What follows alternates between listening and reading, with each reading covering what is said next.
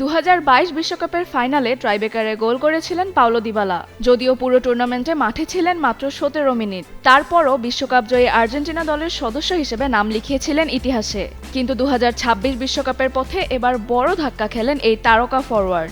আর্জেন্টিনার ঘোষিত 55 সদস্যের প্রাথমিক দলেই জায়গা হয়নি দিবালার।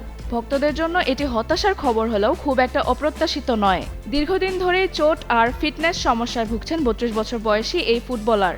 Lily premium gold soap 24 carat gold এনে দেয় রিয়েল গোল্ডেন গ্লো। জাতীয় দলের হয়ে সর্বশেষ খেলেছেন 2024 সালের সেপ্টেম্বরে।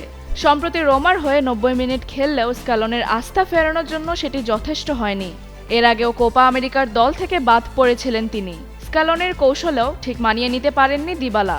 আর্জেন্টিনা কোচ দ্রুতগতির আক্রমণ, প্রেসিং ও ডিফেন্সিভ ওয়ার্ক রেটকে বেশি গুরুত্ব দেন, যেখানে দিবালা বরাবরই কিছুটা পিছিয়ে। তার উপর আক্রমণভাবে এখন তরুণ ও গতিময় খেলোয়াড়ের অভাব নেই আর্জেন্টিনার। 2015 সালে অভিষেকের পর আর্জেন্টিনার হয়ে মাত্র 40 ম্যাচ খেলেছেন দিবালা, গোল করেছেন 4টি। বিশাল প্রতিভা থাকা সত্ত্বেও জাতীয় দলে কখনো পুরোপুরি নিজের জায়গা পাকা করতে পারেননি তিনি। এখন প্রশ্ন উঠছে, দিবালার আন্তর্জাতিক ক্যারিয়ার কি তবে শেষের পথে?